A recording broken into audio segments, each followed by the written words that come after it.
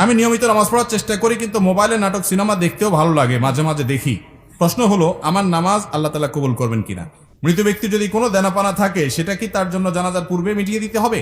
ফজরের নামাজ জামাতে আদায় করতে না পারলে ওই সময় বাড়িতে আদায় করা সম্পর্কে জানতে চাই। ফজরের নামাজ যদি আপনি জামাতে আদায় করতে না পারেন, তাহলে সেক্ষেত্রে বাড়িতে আপনার যারা আছেন আত্মীয় স্বজন, আপনার বউ বাচ্চা, তাদেরকে নিয়ে বা যারা আছে তাদেরকে নিয়ে জামাতে আদায় করবেন, একা একা করবেন না। আর এটা মাঝে মধ্যে হতে পারে, নিয়মিত যদি এটা হয় তাহলে আপনি ভালো মুসলমান হতে পারলেন না। ফজরের নামাজ জামাতের সাথে যারা হাজির হয়, এরা হলো ওই এলাকার ওই মহল্লার ক্রিম মুসল্লি। ক্রিম মুসল্লি বুঝছেন? সবচেয়ে ভালো মানের মুসল্লি, ভালো মানের ইমানদার মুসলমান। যে মুসলমান ফজরের নামাজে হাজির হয়, যে মুসলমান অন্য ওয়াক্তে হাজির হয়, ফজরে হাজির হয় না, বুঝতে হবে এই মুসলমানে কি আছে, ভেজাল আছে। এজন্য এ ক্লাসের মুসলমান হইতে হলে ফজরের জামাতে হাজির হইতে হবে। হঠাৎ একদিন আপনার মিস হতে পারে। এখন রাত 12টা পর্যন্ত যদি মোবাইল আর ফেসবুক টিপাটিপি করেন, তাহলে ফজর নামাজ চাইলেও জামাতে পড়তে পারবেন না। এই জন্য আগে আগে ঘুমাইতে হবে। আগে ঘুমানো স্বাস্থ্যের জন্য উপযোগী, সুন্নাহ সম্মত। দেরি করবেন না। মোবাইল টিপাটিপি করেন, দিনের বেলায় করেন। শয়তান দেখবেন মোবাইল টিপার মধ্যে সবচেয়ে বেশি মজাটা দেয় রাতে, ঠিক না? বিশেষ করে বিছানায় শুইবেন আর মোবাইলটা একটু আধা ঘন্টা 1 ঘন্টা টিপবেন না, এটা তো হতেই পারে না, ঠিক না ভাই? ঠিক। মোবাইলে মোনাজাত ধরে, মোনাজাত বুঝেন, এইভাবে 2 হাত দিয়ে ধরা মোনাজাতের মতোই তো। এরপরে টিপতে স্ক্রল করতেছেন, কোথায় যাচ্ছেন, কি খুঁজতেছেন নিজেও জানেন না। আঙ্গুল খাওয়ার অবস্থা ঘষতে, ঠিক না? এই যে রাতে বেশি মজা লাগে মোবাইল টিপতে, কারণ ইবলিসের টার্গেট হলো, তার প্ল্যান হলো, তার মিশন হলো আপনার ফজরটা ধ্বংস করা। সেজন্য রাত্রে যদি যত দেরি করে শোয়াইতে পারে সে আপনাকে, তত তার উপকার। আপনি ভোর রাতে উঠতে পারবেন না, কষ্ট হবে। এজন্য রাতে তাড়াতাড়ি শুইতে হবে। ফজর নামাজ কখনো মিস হয়ে গেলে বাসায় যারা আছে তাদেরকে নিয়ে জামাতের সাথে নামাজ পড়বেন, একা পড়বেন না। কারণ জামাতের সাথে নামাজ পড়লে একা নামাজ পড়তে 27 গুণ বেশি সওয়াব হয়।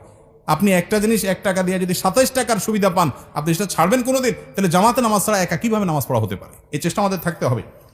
মৃত ব্যক্তি যদি কোনো দেনাপানা থাকে, সেটা কি তার জন্য জানাজার পূর্বে মিটিয়ে দিতে হবে? মৃত ব্যক্তির কোনো দেনা পাওনা থাকলে সেটা মিটাতে হবে, পাওনাদারের পাওনা পরিশোধ করতে হবে। জানাজার আগেই করতে হবে এমন বাধ্যবাধকতা নাই। অনেক সময় দেখা যায় পাওনাদার দূরে আছে বা এই মুহূর্তে মিটমাট করা সম্ভব নয়, তাহলে আপনি লাশ দাফন করার পরে করলেন হবে, কিন্তু আপনি যদি আগে করতে পারেন, সেই সুযোগ থাকে, অবশ্যই আগে করবেন। আর পরে করলেও আদায় হবে, কিন্তু এটা করতে হবে। অনেক সময় দেখা যায় একটা মানুষ মারা গেছেন, তার দেনা আছে, দোকানে বাকি আছে, এগুলো দেওয়ার খবর নাই, 40 খাওয়া নিয়ে টানাটানি, ঠিক না ভাই? ঠিক। যেটা ফরজ সেটার খবর নেই, যেটা শরীয়ত করতে বলেছে সেটা করে না, যেটা করতে বলে নাই সেটা নিয়ে টানাটানি। আপনার বাবা মারা গেছেন, উনি দেনাদার, পাওনাদারের কাছে ওনার পাওনা আছে, উনি ঝুলে আছেন, আল্লাহর কাছে পাকড়াও, কারণ পাওনাদারের পাওনা আছে, সেটা দেওয়ার খবর নাই। আপনি ওই মানুষ খাওয়ায় বেড়াচ্ছেন। মানুষ খাওয়ানো গুরুত্বপূর্ণ না, পাওনাদারের পাওনা পরিশোধ করা গুরুত্বপূর্ণ? তার রূহ ঝুলে থাকে যে ব্যক্তি পাওনাদারের পাওনা পরিশোধ করা ছাড়া মৃত্যুবরণ করে। শরীয়তের নির্দেশ হলো কোনো মানুষ মারা যাওয়ার পরে তার সম্পদ থেকে সর্বপ্রথম কাজ হলো পাওনাদারের পাওনা দেওয়া। এরপরে তিনি ওসিয়ত করলে সেটা পূরণ করা, তারপরে বাকিটা তার ওয়ারিসদের মধ্যে বন্টন হবে। এখন আমাদের ওইগুলোর কোনো খোঁজ খবর নাই, যেটা শরীয়তে বলে নাই ওইটাকে সবচেয়ে গুরুত্ব দিয়ে করি। আল্লাহ আমাদেরকে বোঝার তৌফিক দান করুন। আমার বিদ্যালয়ে নামাজ পড়ার কোনো ব্যবস্থা নাই, নামাজের জন্য কোনো নির্দিষ্ট সময় দেওয়া হয় না, এবং এই স্কুল এই বড়লেখার স্বনামধন্য প্রতিষ্ঠান, বেশিরভাগ ছাত্র মুসলিম। এক্ষেত্রে আমাদের করণীয় কি? কোন শিক্ষা প্রতিষ্ঠান বেশিরভাগ ছাত্ররা মুসলিম হলে তাদেরকে নামাজ পড়তে না দিলে এই শিক্ষা প্রতিষ্ঠানের লোকেরা তাদের সাংবিধানিক অধিকার নষ্ট করছে, আমি মনে করি। কারণ একজন মুসলমান তার নামাজ পড়ার অধিকার তার সংবিধান তাকে দিয়েছে না, দেয়নি? আর সংবিধান দেখার না দেখে একজন মুসলমানের এটা রাইট যে তার নামাজ সে পড়বে, সালাত আদায় করবে। সালাত আদায় করার জন্য কত মিনিট সময় লাগে? সালাতের সুযোগ না দেওয়া, এটা ইসলাম বিদ্বেষী মনোভাব ছাড়া আর কিছু হতে পারে না। এটা কোনোদিনই হতে পারে না অন্য কোনো কিছু। কারণ বাচ্চারা সালাতের মাধ্যমে আনুগত্য শিখে, লিডারশিপ শিখে। ইমামের আনুগত্য করা মানে কি? কিভাবে টিচারকে আনুগত্য করতে হবে, কিভাবে ক্যাপ্টেনকে আনুগত্য করতে হবে, কিভাবে চেইন অফ কমান্ড তার লাইফে মানতে হবে, এই সব শিক্ষা শিক্ষার্থীরা নামাজের মাধ্যমে পায়। সেখানে শিক্ষার্থীরা নামাজের মাধ্যমে যত বেশি তাদেরকে জামাতে নামাজ পড়ানো হবে, তত বেশি তারা চেইন অফ কমান্ড শিখবে, তত বেশি তারা আনুগত্য শিখবে, তারা ম্যানার্স শিখবে, তারা কমান্ড মানা শিখবে, ভালো কিছু শিখবে। এবং তাদের কাছ থেকে আপনার ভালো কিছু আশা করবেন। নীতিবান নাগরিক আপনি পাবেন, চরিত্রবান নাগরিক আপনি পাবেন। সেখানে তাদেরকে নামাজ পড়তে না দেওয়ার কোনো যৌক্তিকতা থাকতে পারে না। এরকম শিক্ষা প্রতিষ্ঠানের মান যতই ভালো হোক না কেন, কোনো অভিভাবক তার সন্তানকে এরকম শিক্ষা প্রতিষ্ঠানে দেওয়া জায়েজ নাই যে শিক্ষা প্রতিষ্ঠান তার সন্তানদেরকে, শিক্ষার্থীদেরকে নামাজ পড়তে দেয় না। ইসলাম পালন করতে দেয় না। এই অনাচারগুলো আমাদের সমাজে দিন দিন বেড়ে চলেছে। যদি কোনো শিক্ষার্থী কোনো প্রতিষ্ঠানে পড়েন, এখন তো শিক্ষা প্রতিষ্ঠান বছরের মধ্যখানে, আপনি হয়তো কথার কথা বছরের মধ্যখানে আছেন, আপনি চেঞ্জ করতে পারবেন না, আপনি পড়েন, তারা নামাজ পড়তে দেয় না, আপনি টাইম নিয়ে নামাজ পড়ে নেবেন, 5 মিনিটের ছুটি নেবেন, টয়লেটে যাওয়ার ছুটি যদি পাওয়া যায়, নামাজের ছুটি আপনি পেতেই পারেন, যদি নাও দেয় আপনি যেভাবেই হোক অন্তত ফরজ নামাজটা আপনাকে টাইমলি পড়ে নিতে হবে। তারা আপনাকে জামাতের সুযোগ দিচ্ছে না, এজন্য তারা গুনাহগার হবে, কিন্তু আপনার দায়িত্বটা আপনি পালন করবেন।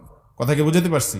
আমি নিয়মিত নামাজ পড়ার চেষ্টা করি, কিন্তু মোবাইলে নাটক সিনেমা দেখতেও ভালো লাগে, মাঝে মাঝে দেখি। প্রশ্ন হলো, আমার নামাজ আল্লাহ তাআলা কবুল করবেন কিনা? ভাই, নামাজ হয়ে যাবে ফরজ যদি ঠিকঠাক মতো করেন, কিন্তু আপনি নামাজও পড়েন আবার নাটক সিনেমাও দেখেন, হারাম জিনিসও দেখেন, এর মানে হলো আপনার নামাজটা ঠিক মতো হচ্ছে না। নামাজ যদি খুব ভালোভাবে হয় তাহলে অন্যায় অশ্লীল কাজ থেকে নামাজ আপনাকে কি করবে? বিরত রাখবে। যদিও আপনার নামাজ ত্রুটিপূর্ণ, তারপর আপনি নামাজ ধরে রাখবেন। ধরে রাখলে একসময় ইনশাআল্লাহ আপনি এই অপরাধ থেকে, পাপের কাজ থেকে, হারাম থেকে সরে আসার সুযোগ লাভ করবেন ইনশাআল্লাহ। আপনাকে ট্র্যাকে থাকতে হবে, চেষ্টা ছাড়া যাবে না, চেষ্টা থাকতে হবে, একসময় আল্লাহ তৌফিক দিবেন। আর মনে রাখবেন, আপনি নামাজ পড়ছেন, আল্লাহর কাছে ইবাদত নিবেদন করছেন, আবার যে কাজগুলো করছেন সেগুলো আল্লাহ, হারাম কাজগুলো করছেন সেগুলো আল্লাহ নিষেধ করেছেন। যে আল্লাহর নির্দেশ পালন করতে গিয়ে নামাজ পড়ছেন, সে আল্লাহর নির্দেশ পালন করতে গিয়ে আপনার চোখকে হেফাজত করতে হবে, কারণ দুইটাই কার নির্দেশ? আল্লাহর নির্দেশ। হারাম জিনিস দেখাতে সাময়িক আরাম হয়, স্থায়ী আরাম হয় না। চুলকানির মতো, যখন চুলকাবেন খুব মজা লাগবে, চুলকানি শেষ, এরপরে জ্বলবে। আর চুলকানির সময় যদি না চুলকায়, একটু ডলে ডলে চুলকানিটা থামায় দেন, তাহলে দেখবে না, জ্বলবে না। এই জন্য হারাম জিনিস দেখার জন্য মনের ভিতরে চুলকানি হয়, শয়তান উস্কায়, দেখ দেখ, দেখলে অনেক শান্তি পাবি, দেখার পরে ঠিকই অস্থিরতা লাগে, কি দেখলাম, হ্যাঁ হ্যাঁ চলে গেল, টেলিভিশন বন্ধ হয়ে গেল, সে চলে গেল, কি দেখলাম। আপনার মনের ভিতরে অস্থিরতা আরো বাড়ে, কখনো মনের প্রশান্তি আনে না, এগুলো মানুষকে অশান্তি করে। আজকে যুবকরা ডিপ্রেশনে ভুগছেন। কেন ডিপ্রেশনে ভুগছেন? ভোগের যত আইটেম আছে দুনিয়ার, সবই তো আপনার হাতের নাগালে। কেন ডিপ্রেশনে ভুগছেন? কেন আত্মহত্যার প্রবণতা বাড়ছে? কেন মানুষ ডিপ্রেশনের কারণে দিন দিন অস্থির হচ্ছে? কেন মানসিক রোগী তরতর করে বেড়ে চলেছে? মূল কারণ হলো শান্তির ট্র্যাক থেকে সরে গেছে। শান্তি ভোগের মধ্যে নাই, শান্তি নাটক সিনেমায় বুধ হওয়ার মধ্যে নাই, শান্তি মাদকের বোতল হাতে নেওয়ার মধ্যে নাই, শান্তি জেনার মধ্যে নাই, শান্তি চোখের জেনার মধ্যে নাই, শান্তি দুনিয়াতে ভোগ আনন্দের মধ্যে নাই। শান্তি হলো আল্লাহর আনুগত্যের মধ্যে থেকে যতটুকু বৈধ ভোগ আছে ততটুকু করার মধ্যে। যে ব্যক্তি বিবাহের মাধ্যমে তার যৌন চাহিদাকে পূরণ করে এবং হালাল পথ ছাড়া হারাম পথে যায় না, আল্লাহ তাআলা তাকে শান্তি দেন।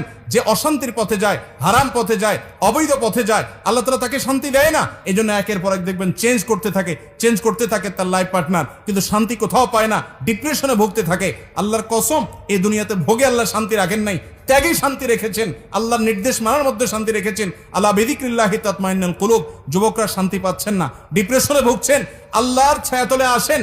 আমি শপথ করে বলছি, আপনি কোরআন হাতে নেন, কোরআন বুঝেন, আল্লাহর সাথে কথা বলেন, নামাজে দাঁড়ান, দীর্ঘ সময় কথা বলেন, সেজদায় গিয়ে আল্লাহর সাথে কানাঘুষা করেন, ভোর রাতে উঠে দোয়া করেন। আমি শপথ করে বলছি, আপনি যে শান্তি পাচ্ছেন, পৃথিবীর কোনো মিলিয়নার, কোনো বিলিয়নার সে শান্তি পায় না, সে শান্তির ধারে কাছেও যেতে পারে না যদি আল্লাহর আনুগত্য তার মধ্যে না থাকে।